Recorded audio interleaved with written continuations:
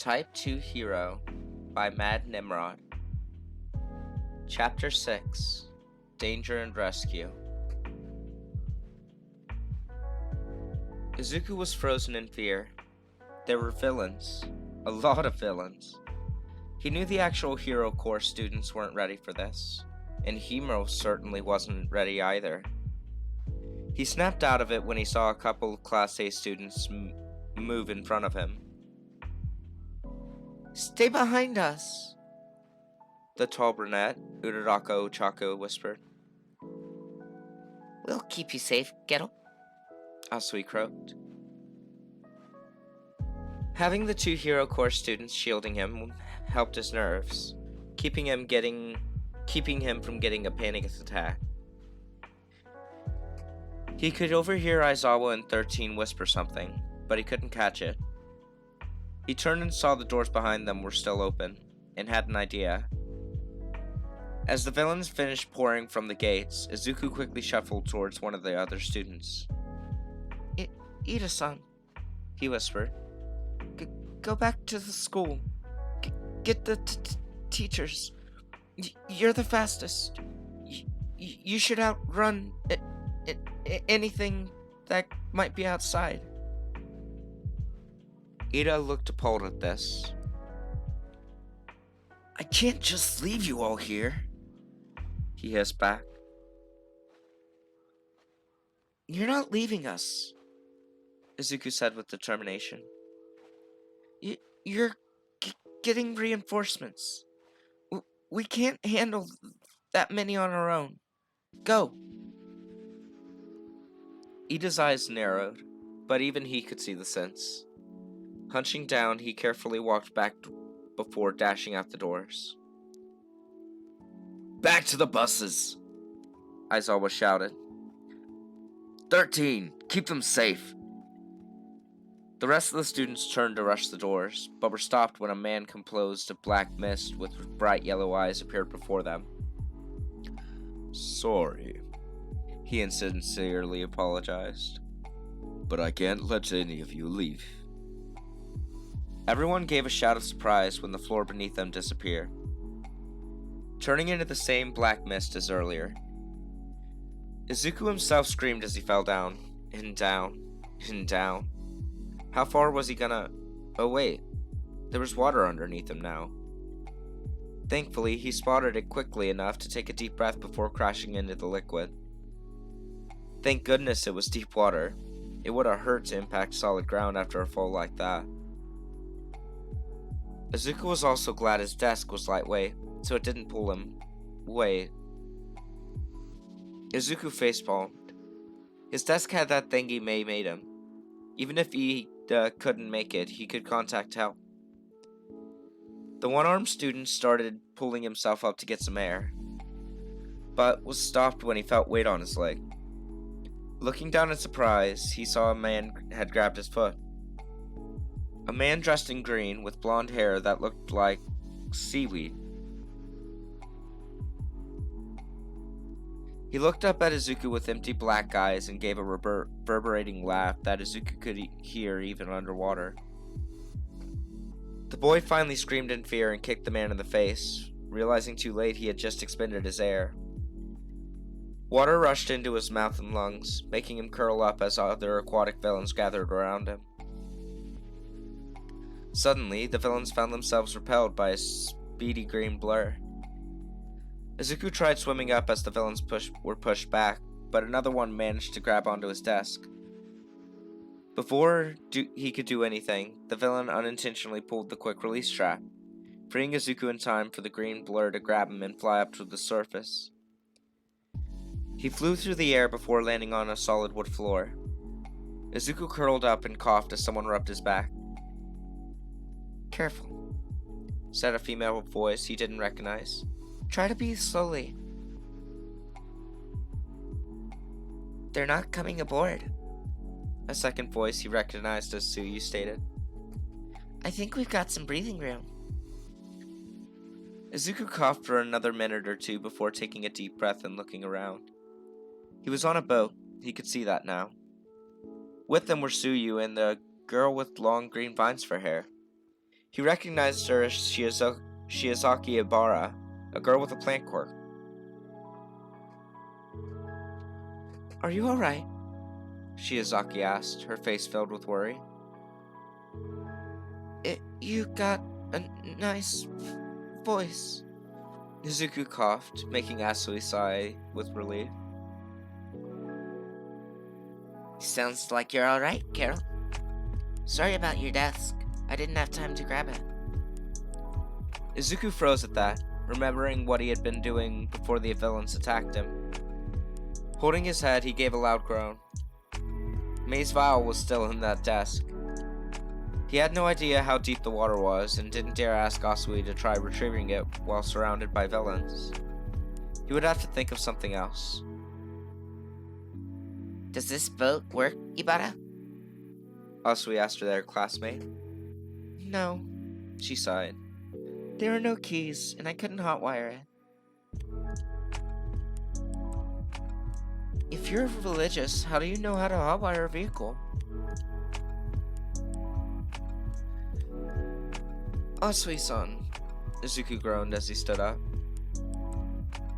I think we should focus on the task at hand. He looked around, over the edge of the boat. They were in the dead center of the lake he had seen from the entrance. It wasn't too wide, but he could see over 24 villains floating around, including the freaky blonde one that grabbed his foot. No way they could swim to safety. Any ideas, Carol? Asui asked. I'm thinking. He replied.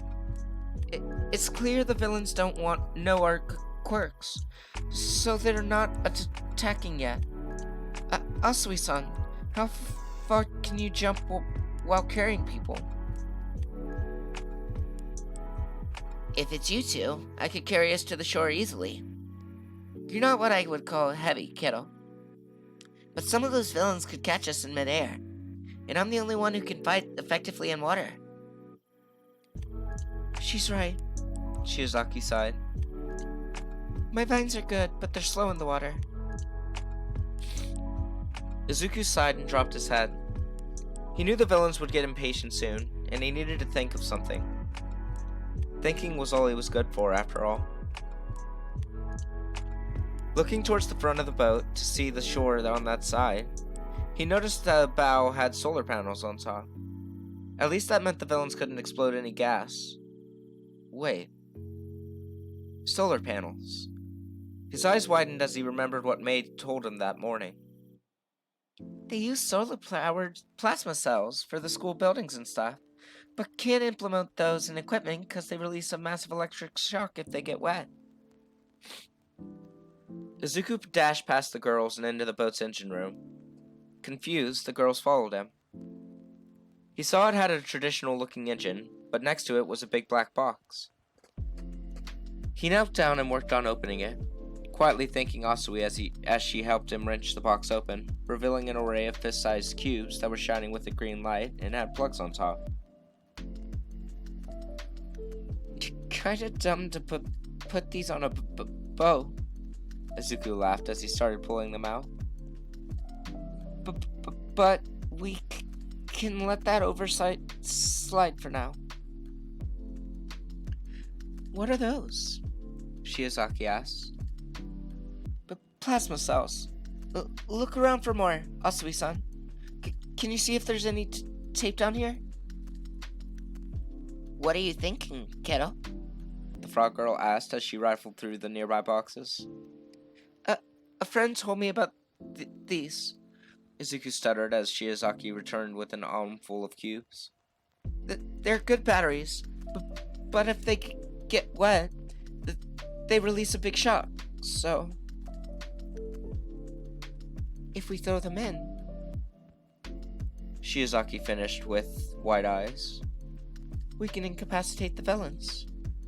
Truly, we've been blessed to land here. Don't know if I could be considered religious. Izuku laughed.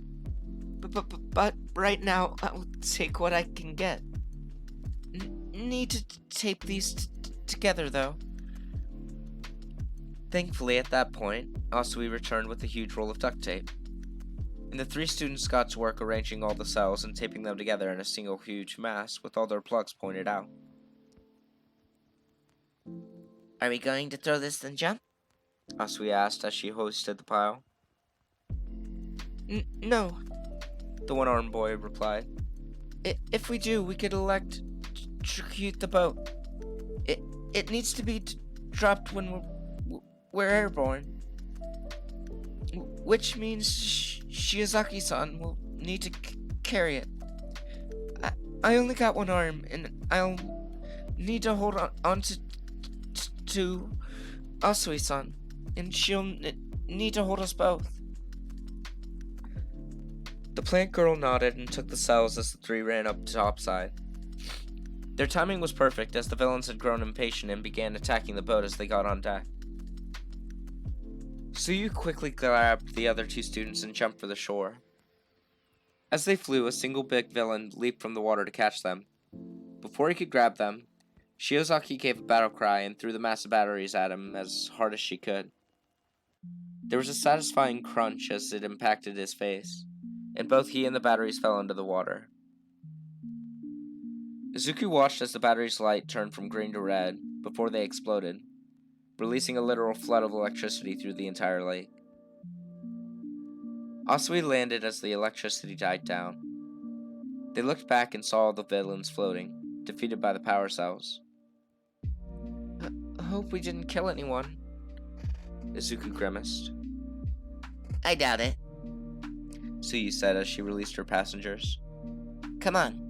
We should get back to Aizawa-sensei. Todoroki was looking at the lake from his vantage point in the now frozen landslide zone. He was too far away to have identified the students flying through the air, but he certainly saw the lake light up. It was quite a sight to behold, watching the electricity arc across the entire lake. I wonder if that was Kaminari. Course not. I'm right here, you dingus. Todoroki turned to the noise and saw Kaminari was indeed close by. He was sitting on a nearby rock, glaring at Todoroki as one half of his chest was stuck in ice. He seemed to have been caught in the glacial strike that Todoroki used to both stabilize the terrain and disable the villains. It was actually kind of a comedic sight. Apologies. Todoroki approached the half-frozen classmate. I'll get you free in a... His sentence was interrupted when a very big fist sent him flying back into a different mass of ice. The impact stunned him a brief moment, barely giving him time to dodge the huge fist aimed at his head. Sliding away, he looked up and saw the villain attacking him was a huge man with spikes jutting from his shoulders and head. The man almost looked like he was covered in stone, though said stone was also glowing red like he was molten underneath. A rock man with a heat quirk. No wonder the ice didn't get him.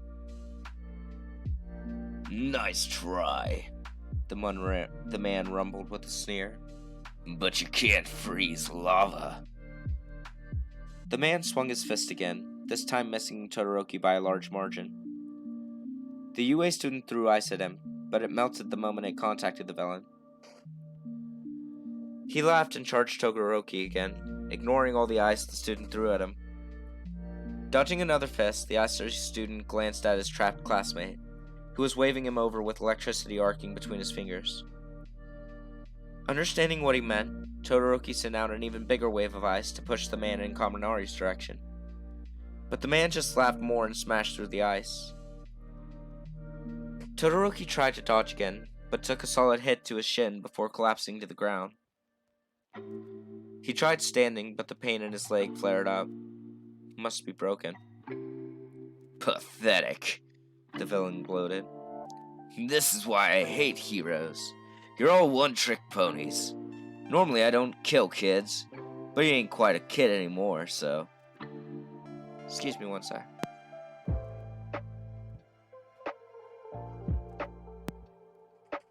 The man laughed as he raised his foot, intent on smashing Todoroki's skull. The student raised his hand to conjure an ice wall, but stopped when a pink and black blur slammed into the villain's face, sending him flying. Stay away from my classmate! Uraraka Ochaku screamed as she attacked the villain again. To everyone's surprise, Uraraka's fists sent him sprawling. The two boys knew Uraraka had some combat training, but to see her go all out against the villain was definitely an eye-opening experience. Giving a sidelong glance at Kaminari, the girl slammed her palm against the villain, negating his gravity and sending him flying at the electric kid. The villain gave a snarl when he impacted Kaminari, but that snarl turned into a scream when electricity coursed through his body. He fell to the ground unceremoniously as Uraraka deactivated her quirk. Is everyone okay? Uraraka asked. I think my leg's broken, Todoroki replied. I can't stand. I'm stuck in the ice, Kaminari said with less anger than before. Other than that, I'm fine. Good. Uraraka pulled Todoroki up, letting him lean on her shoulder as they stumbled towards Kaminari. Thank God I hit my growth spurt. It'd be kinda hard to do this if I was shorter than you. You used to be short? Kaminari laughed as the other got close enough for Todoroki to melt the ice, holding him in place. Once freed, he dashed to Todoroki's other side to help hold him up. We should get back to the main plaza, Uraraka stated. Others might be heading there too. Others were indeed heading to the plaza, as demonstrated by Izuku, Ibara, and Tsuyu after their flight from the lake. They had encountered a couple other villains along the way, but they were quickly dispatched by the hero students. As they neared the plaza, they hid behind a nearby boulder to observe the area. There were a lot of villains lying unconscious in a heap, but there were quite a few more still up and active. They weren't doing anything, however. They were all quite a distance away, likely keeping an eye on the entrance. Closer to the group, though, a single massive villain with black skin and a head like a brainy bird had pinned Aizawa to the ground. The hero wasn't moving. Not far from him were what Izuku assumed were the two ringleaders. One of them was the foggy guy who warped everyone in the first place. The other was a lanky man with pale blue hair who appeared to be covered in hands. And you're sure no one got out? The handmaid asked. Yes. Fog Guy replied. The class's roster listed 19 students, and I warped 19 individuals. The hand guy laughed maniacally about how things were working out, as Izuku gave a quiet sigh of relief. He was one of the warped individuals. That meant they didn't spot Ida. Help would be coming.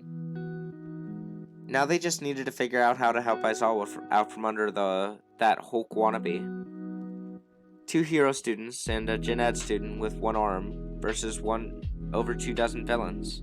A Hulk, Fogman, and a freaky guy with a hand fetish. Not good odds. Even worse odds when the boulder they were hiding behind suddenly crumbled and shattered.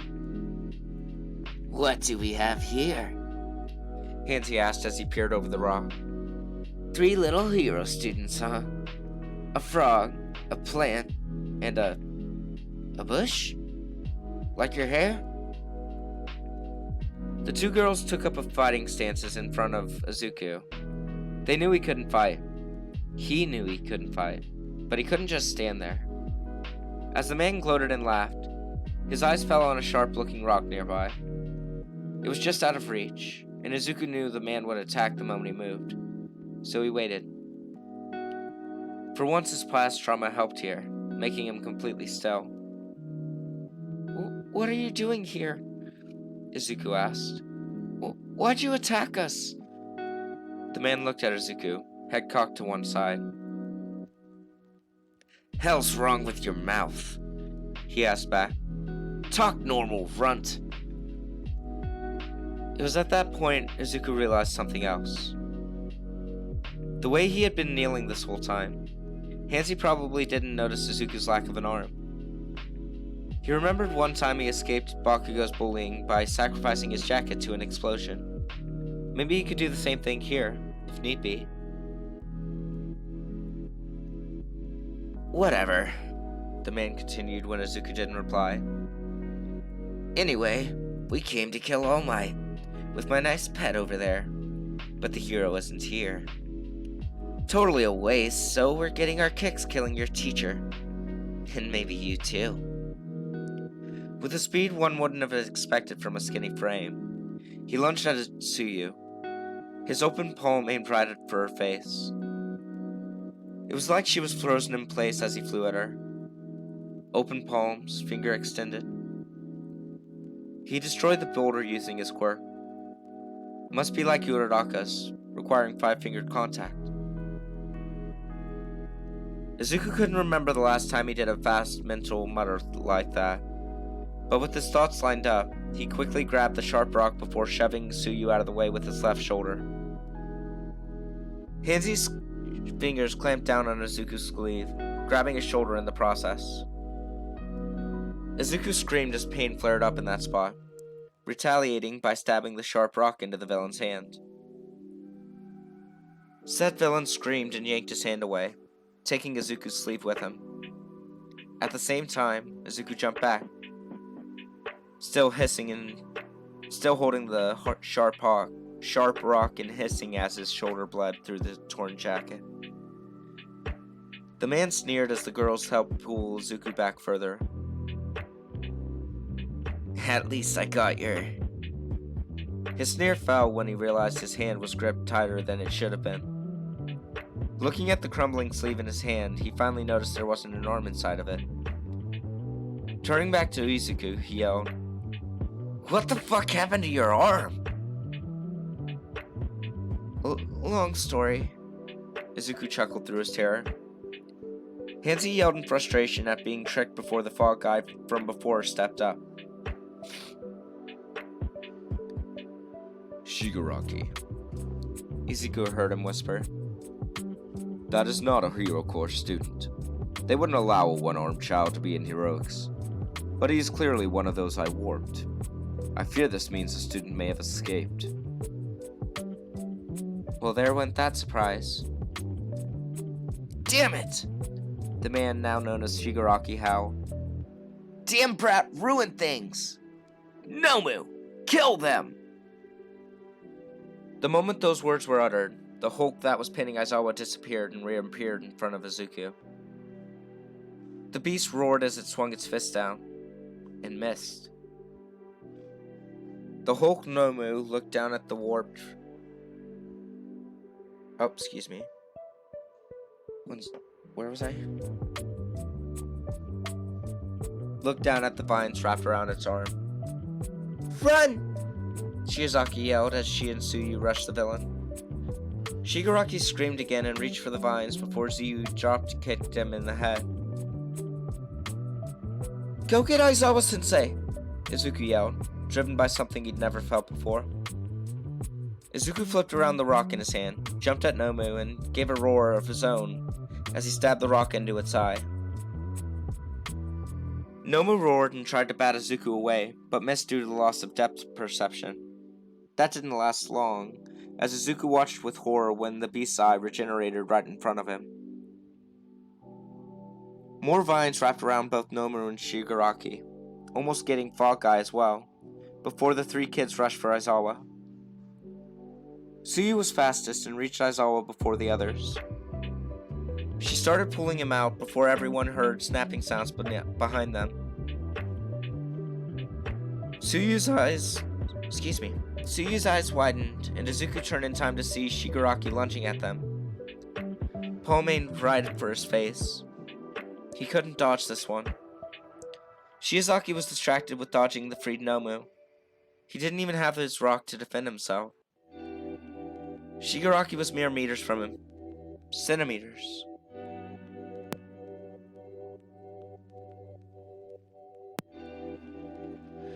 Suddenly, the sound of shattering glass filled the immediate area.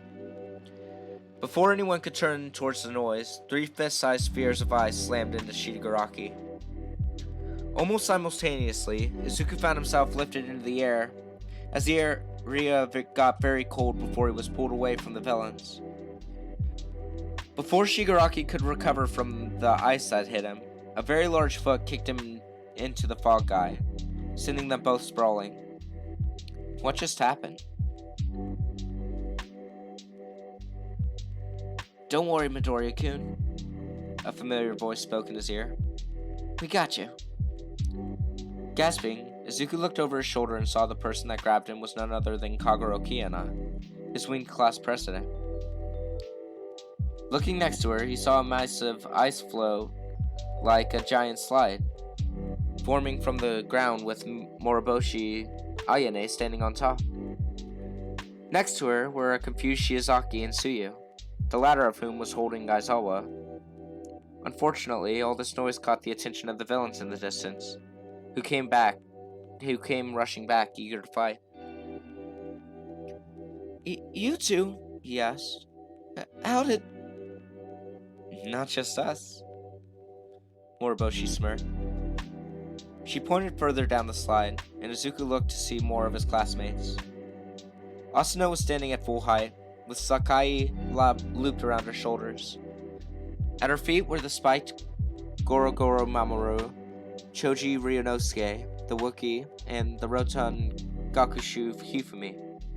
They all looked pissed. Who are you guys? Tsuyu asked. We're from Class 1C, like Izuku. We lost the signal from him around 12 minutes ago, Kagero explained as she landed next to the Hero Corps students, wincing at the blood on Izuku's jacket. We alerted the teachers and opted to come ahead and to help best we could. Izuku was confused since he didn't destroy the vial, but he was more than happy to help here. That help was here. Hey! Shigaraki roared. No fair bringing in extra bosses. Shut it, finger fucker! Choji yelled as he hoisted up a boulder. If anything, you're the boss fight here. Careful! Izuku warned from his spot as Kagero took off her jacket and wrapped it around his shoulder. That guy can break things down if he touches him. The big guy there has strength and regeneration. They wanted to use him to kill All Might. Did they now? Asuna sneered. Well, they'll have to get through us first. We're Class 1C, bitches. Gorogoro flexed his arm. And you're dead meat. With that declaration, the students from General Education rushed forward to meet their foes.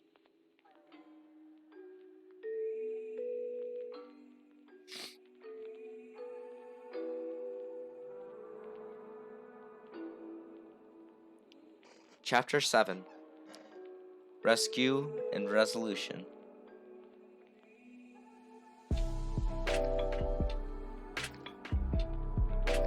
Uraraka and Kaminari hurried best they could, carrying the wounded Todoroki between them.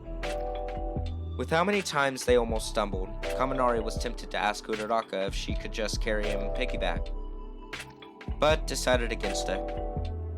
He would never know how wise this decision was. What weirded them all out, however, was that they hadn't encountered a single villain since they escaped the landslide zone. None of them knew if this was a good thing or a bad thing. Why is it so quiet? Kaminari asked as the trio hustled through a forested area. We were practically swamped back there, but now... Just be grateful we're not being attacked right now. Todoroki sighed. Not sure how well I could fight with one leg. Wonder how everyone is doing. Uraraka voiced with worry. While they had not run into any villains, they had not run into any classmates either. She could only hope they were just busy with the villains and wherever they landed. She turned to say something else, but stopped when the trio was hit by a sudden cold wind. Before anyone could react, all three students saw a massive, intricately carved fist made of ice shoot up from somewhere past the tree line. They watched as it sent... Typo, my bad. They watched as it sent a group of villains flying before crumbling into snow. That wasn't me. Todoroki deadpan. Let's go! Ochako yelled as she swung Todoroki around to carry him bridal style and ran ahead, leaving Kaminari. Said electrokinetic just watched her disappear between the trees. Damn her and her long legs. As Kaminari struggled to catch up, Uraraka wove her way between the trees with Todoroki holding on tight.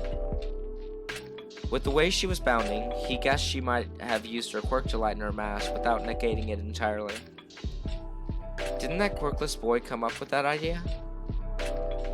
Todoroki had to admit his ideas were beyond clever, but too many relied on his fire. If they both survived, he'd have to ask for more ice-only ideas. Todoroki was shaken from his thoughts when he and Ochako heard a "Gah!" as another villain flash-planted into the ground in front of them, breaking through the tree line. The two students saw a bewildering sight. There was an actual horde of villains in the main plaza, definitely more than half what came through the weird mist portal earlier. In their midst was a bunch of UA students fighting back. Uraraka and Todoroki recognized Tsuyu, Ojiro, and Kirishima, but the majority of them were unknowns, for the most part. They recognized the tall girl who was swinging a villain like a baseball bat from lunch the previous day. There was also a fat kid who seemed to be able to flatten himself, then inflate back to the normal with enough force to knock back anyone around him. On the opposite end of the plaza, they saw a giant snake and a boy with spikes fighting a big bird-headed villain with an exposed brain. With all of this going on, there was a white-haired girl shooting fist-shaped chunks of ice at villains as she circled the plaza on a small iceberg. It was a literal battlefield. What did we miss? Uraraka asked. Uraraka-san, Todoroki-kun. Both students turned and saw Shiozaki running up to meet them, only stopping to wrap another villain in her vines. I'm glad to see you are well.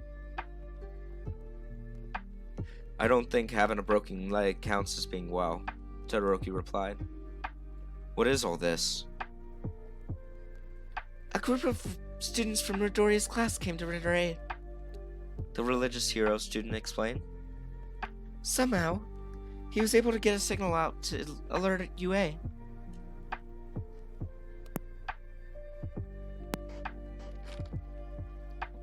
Excuse me. One sec.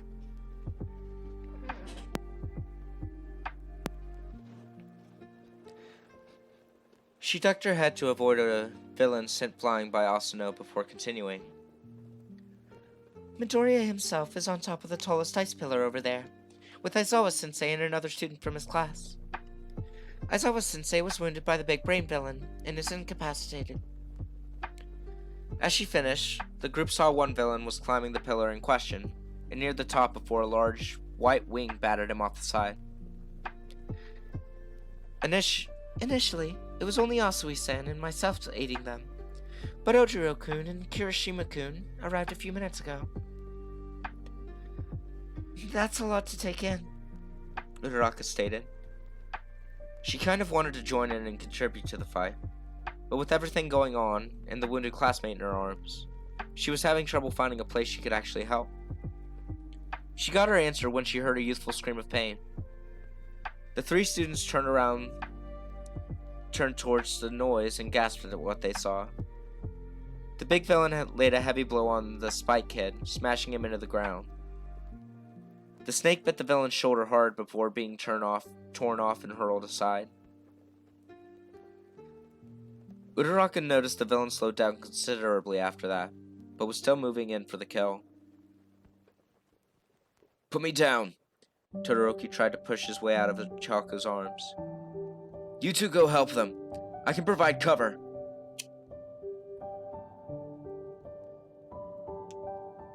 The girl with the gravity quirk nodded and gently set her classmate down before she and Shiozaki began running towards the big villain. As they ran, Todoroki held his right hand to the ground, working on one of the few ice-only tricks Midoriya had devised for him. Todoroki created a thin layer of ice a few centimeters under the soil and extended it out across the plaza. Using this layer, Shoto raised pillars of ice that slammed into any villain that got too close. There weren't too many villains that got close though, as most of the villains were fighting the Gen Ed students. A couple villains tried going after Todoroki directly, but either met with more ice or were sent flying after getting bowled into by one of Asano's victims. After a minute, the girls reached their target, in time to see the snake bite him again, this time in the leg. The villain slowed down further, giving Shiozaki ample opportunity to wrap them in her vines. Simultaneously, Ochako reached down and pulled the spiky kid out of the hole in the ground. The boy was unsteady and bled from multiple injuries, but managed to stay upright with the help of Uraraka and her serpentine classmate. You doing okay? Uraraka asked. What's the big guy's quirks? Korogoro said between breaths. Regeneration, super strength, Sakai listed. And during our fight, we noticed his muscles were tougher than most, so we think he may have shock absorption as well. The snake looked back at the villain that was wrapped in vines. My venom slowed him down, but I think his regeneration is letting him adapt to multiple doses. We need a more surefire way to incapacitate him. I have a way. Uraraka nodded. Who here is the physically strongest? Before either boy could answer, there was a scream as a villain was sent flying into the nearby wall. Ochako turned and saw Asano was standing tall and sending the remaining villains flying. Okay, her. Hey, big girl. Asano turned to Uraraka, holding an unconscious villain in her hand. Gonna need you to hit this guy as hard as you can when I get the signal. Turning and dashing to the villain, she slapped his face hard before nodding to Shiozaki. The plant girl nodded back and released her vines. As she did this, Asano tossed aside the villain in her hand and turned to Moriboshi, who was still surfing around. Moriboshi! Asano called out over the remaining villains and the other hero students. I need a hammer! The ice girl nodded before sliding over to the ice pillar closest to Todoroki. This yours? She asked, confused. Todoroki only nodded. Not bad. Borrowing it.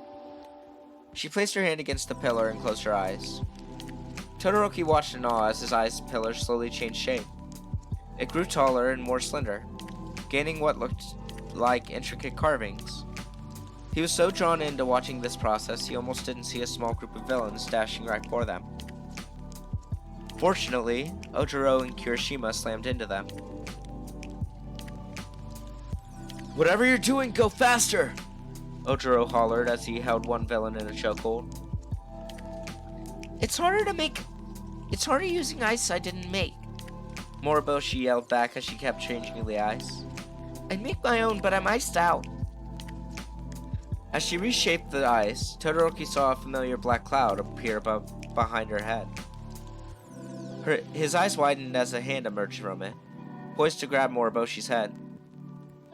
He moved to stop the hand and gave a shout of surprise, not wanting to know what would happen if that hand got her. Unfortunately, he wound up learning as Moriboshi created a wall of ice behind her to stop the hand, only for the ice to crumble around it. Moriboshi looked back with eyes of terror, literally frozen in place. Todoroki staggered upright and lunged for the hand, trying to create his own ice to knock it away, while Ojiro and Kirishima finally noticed what was happening and moved to intervene. It was too close. He was too slow. The hand was centimeters from touching her. Before he reached it, however, the gate suddenly closed, and he could hear a distant scream as the arm fell to the ground at the ice girl's feet. The act of closing the portal had severed that arm. Both ice girl students stared at the fallen appendage in a mix of shock and disgust. Ojiro stared with wide eyes while Kirishima straight up vomited. Todoroki almost joined him. He didn't know it, but Uraraka had also been watching the fountain of the formation of the ice hammer while holding the zero-gravity Hulk in place above the ground. She had seen the portal form and recognized it. Looking around quickly, she saw the two head villains from before, including the one who could create the portals. Narrowing her eyes, she leaned down and picked up a large rock. With the sort of precision that could only come from spending years skipping stones across lakes, she hurled the stone at the portal guy as hard as she could. Her fingers hurt after the throw, but she was rewarded with a direct hit to his head, knocking him down and out. She did not expect the act to result in a severed limb. The sight of the villain bleeding like that, and knowing it was her fault, was almost too much for her, and she almost lost control of her quirk. Fortunately, at that same moment, Moriboshi finished reshaping Todoroki's ice. The three boys stared at her creation in awe. It wasn't just a hammer, it was covered in precise and intricate carvings. It was a piece of art. They kept staring as Moriboshi used her quirk to send the ice hammer flying to Asano before falling to her knees. At that point, Todoroki noticed her hair was matted in ice and snowflakes. Perhaps she wasn't completely immune to her own cold either. In a moment of compassion, Todoroki set his left hand on her head and used a little bit of his fireside to help warm her up. Looking at him in surprise, she quickly nodded her gratitude as he warmed her up. Meanwhile, Asano caught the hammer and gave it a few spins, before turning to the still floating Nomu.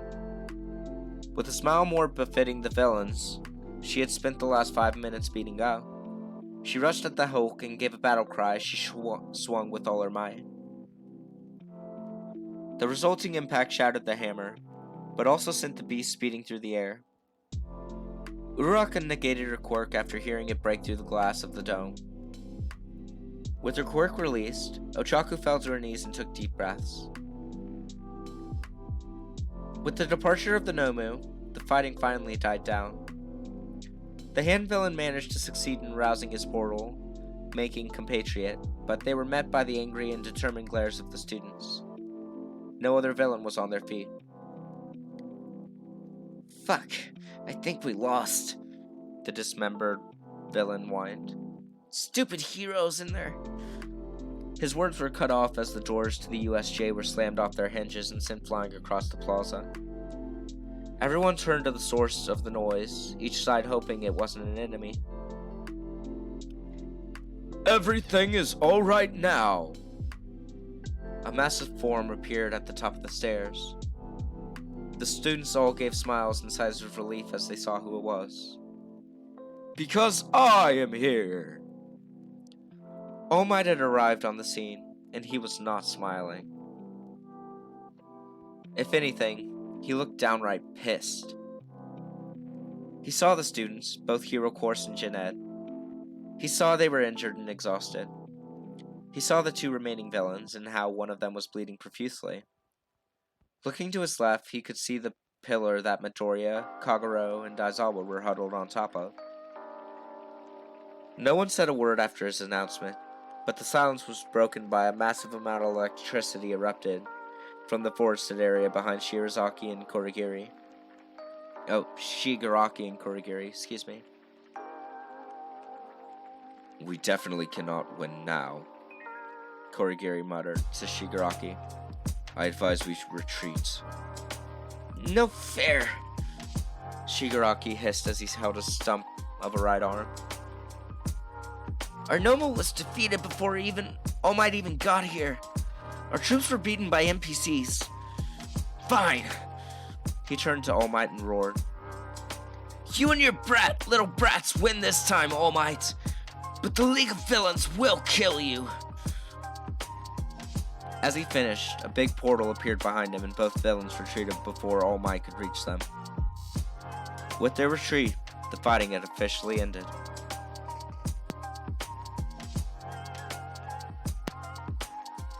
Ida had returned with other teachers not long after the fighting stopped, and with him came the medics.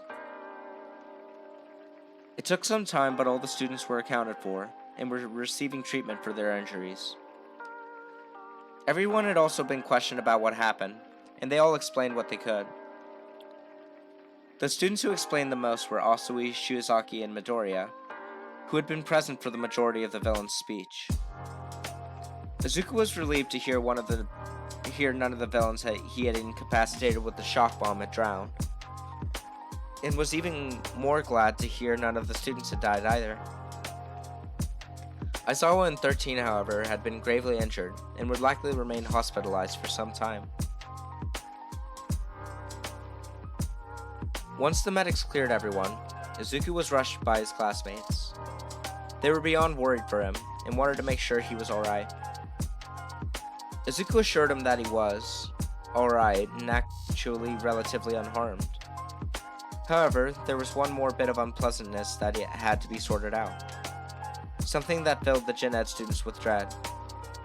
They broke a lot of rules and had to answer for them. Rather than be taken back to the main buildings, the present students of Class 1C, including Izuku, were instructed to wait in the USJ until Nezu arrived. There was a slight chuckle as the mammalian principal drove up in a scaled-down Cadillac, but no one laughed as he approached with Midnight in tow.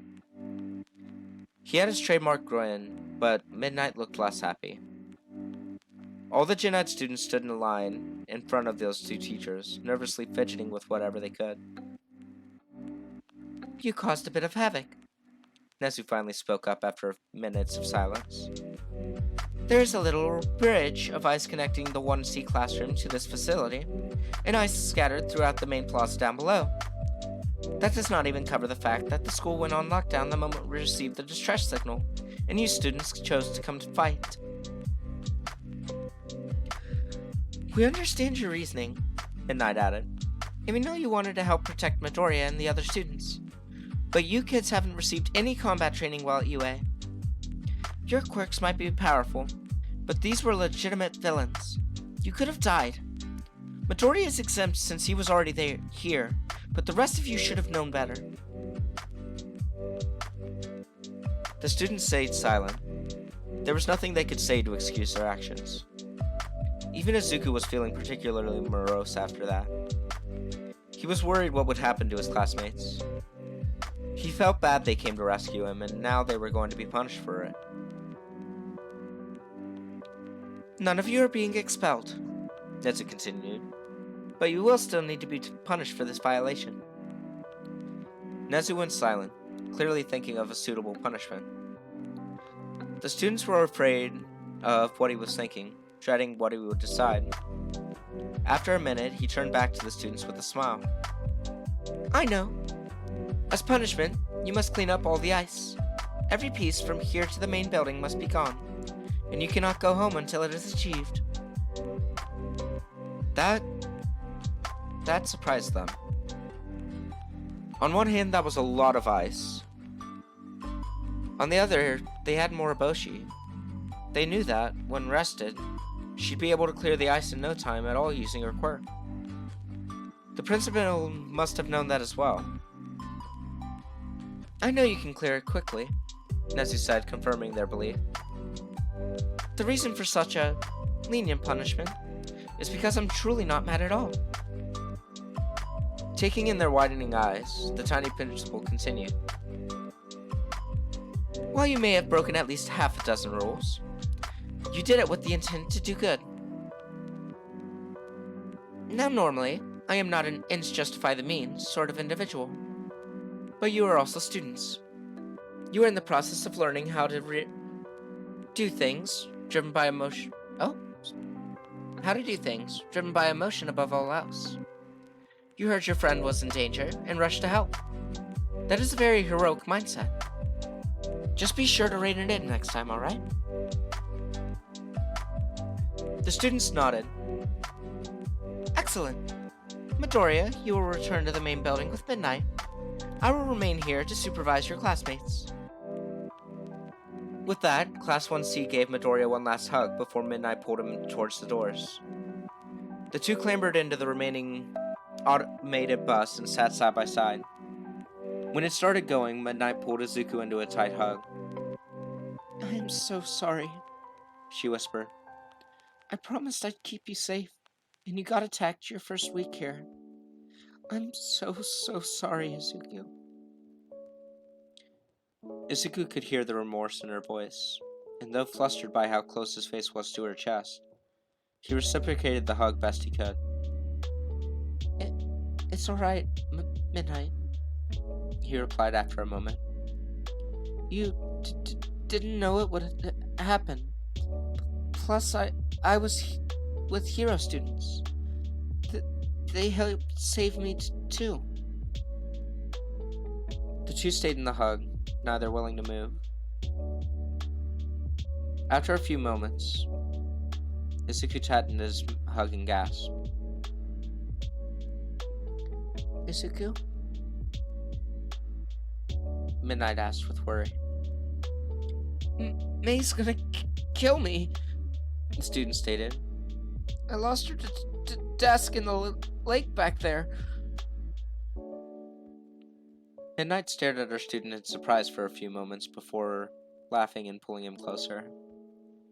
If he was worried over something small like that, he was going to be alright. Now she just had to figure out how to explain this to Inko. At the same time Midoriya was being suffocated by Midnight's generous bus, there was a small bar a few towns over that was occupied by a misty barkeep, an annoyed doctor, and a screaming villain. Against one wall was a television with a camera on top. Displayed on the TV was a man that, if you knew him, would qualify as living nightmare fuel. "It's not fair!" Shigaraki yelled as his stub was being tended to. "We lost the fight before All Might even got there. They had more NPCs than we thought, and they were way powerful. It's like they were keeping secret weapons or something." "An interesting twist," the man on the TV replied. "Did they happen to say who they were?" "They identified themselves as Class 1C," Kurogiri explained. "According to the records, 1C is a general education class. They should not have received combat training, and yet so many of them were quite proficient at it." "I'm gonna kill them!" Shigaraki declared after his arm was finally wrapped in bandages. "I'm gonna hunt down those brats and kill them all!" "Calm yourself," the man on the TV ordered, silencing Shigaraki immediately. "While losing the Nomu was a hard hit, we can still learn from this event. We learned that the hero courses aren't the only ones with students prepped for battle, and we know that having 100 minions does no good if they're also weak. With this in mind, Shigaraki, I want you to focus on rebuilding the league's numbers. However, rather than focus on quantity, I want you to focus on quality. Bring in a few powerful members.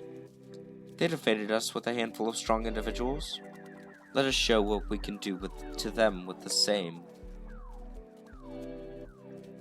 "I will," Shigaraki sneered. "I'll get better people than those brats. More powerful, and they will kill them." Shigaraki gave a laugh, but Winston held his right shoulder. "But first, I'm gonna need a new arm."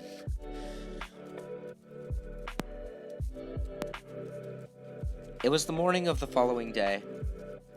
There was a public announcement stating that the school was cancelled so the students could recuperate from the incident. So Izuku was exploiting this by sleeping in. True, he still woke up before 8 due to sudden phantom pains in his shoulder, but he lay in bed thinking about everything. He had been in UA less than a week. Less than a week and already so much stuff had happened. He had actual friends. His teachers actually looked out for him. He was receiving hero training, and almost died from a large-scale villain attack. Even with that last part, he had to admit his first week of UA was so much better than the previous 10 years of his life. He also had to admit last night was pretty fun too. Midnight had actually escorted him home, and then hung around for a few hours while his mom hugged him half to death. Not long after that, Kamui Whoops had dropped by to make sure he was alright, and the night turned into an impromptu game night between the Midoriyas and the heroes. Izuku gave a small laugh when he remembered the look on Kamui's face at the multiple points during their game. The pro heroes had walked away with the knowledge to never play Tokaido with his mom and expect to win. He was shaken from his thoughts when he heard someone knocking on the front door of the apartment. That was weird. They weren't expecting anyone. Figuring it might have been important, he got up and quickly got dressed. This turned out to be a good idea, as he threw it on a t-shirt just as there was knocking on his bedroom door.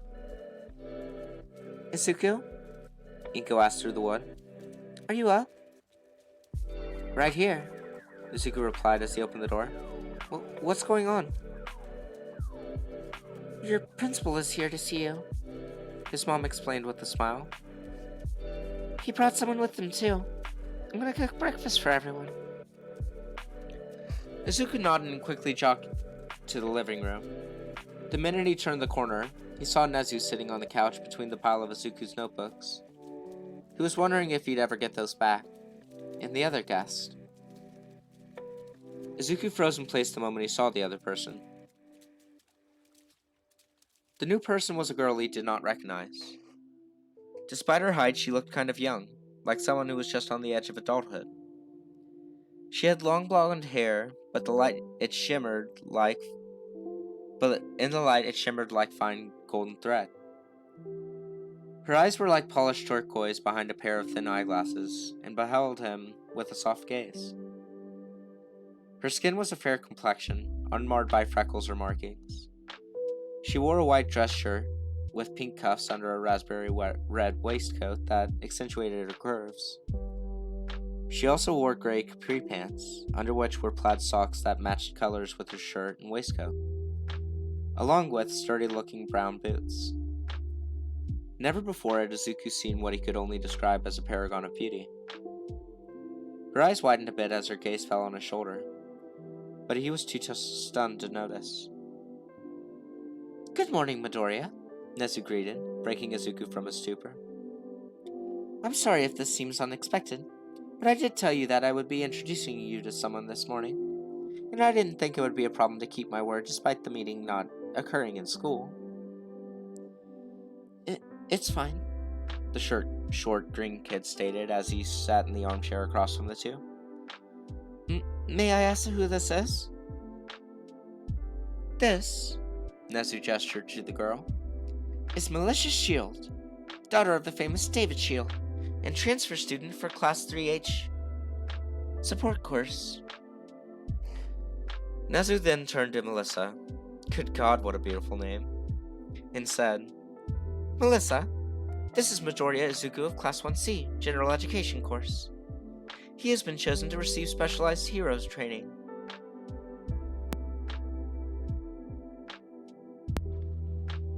A pleasure to meet you, Melissa greeted with a smile. If Midoriya had not already been sitting, he might have fallen to the floor. To his ears, her voice was like a chime of a glass bell. Her smile was beautiful as freshly fallen snow at night. Izuku could not remember feeling this flustered even around midnight. Now, Melissa, Nezu continued as he hopped off the couch and walked towards Izuku. I've heard you've been acing literally every assignment Power Loader has thrown at you, correct? This question caught both students by surprise, but Melissa nodded. I heard you've been acing them in record time, too. Which is why I want you to help us with this. Us? Izuku asked. Instead of a response, Nezu stood next to Izuku and gestured to his left shoulder. As you can see, Melissa, young Midoriya is missing a little something. And I want you to fix that. Once again, both students were caught by surprise. You mean... correct? Nezu said with a glint in his eyes. I want you to make Midoriya a prosthetic arm that is fit for combat. Alright! So, I really hope you guys enjoyed those chapters as much as I did. Holy cow. The wait to do this chapter 6 I think it is. Let me double check. Yeah, chapter 6. I feel like it was worth it. Like, that fight scene was so good. I did not expect the classmates to show up when the I didn't expect the classmates to show up when the desk fell into the water. But I did kind of think maybe it's got a depth limit. But oh my goodness. And holy cow, chapter 7. Izuku's down bad. Like, the moment you started to, I didn't read the tags, but the moment you started describing the describing Melissa in greater detail, I had a feeling. But oh, I can't wait to see where this goes. I really can't. Again, I hope you guys really enjoyed this chapter. I don't necessarily know if there will be another one uploaded today. We'll have to see. I might record one later tonight. But with all that being said, I hope you guys really enjoy. If you like the music in the background, please go check out Lofi Geek. I'll be leaving links to their socials in the description down below. And also go show Mad Nimrod some love over on their Archive of Her Own. I'll leave a link to the fanfic over there if you want to read ahead. But yeah, again, I really hope you guys enjoyed and have a wonderful day. And thanks for coming. Ciao for now.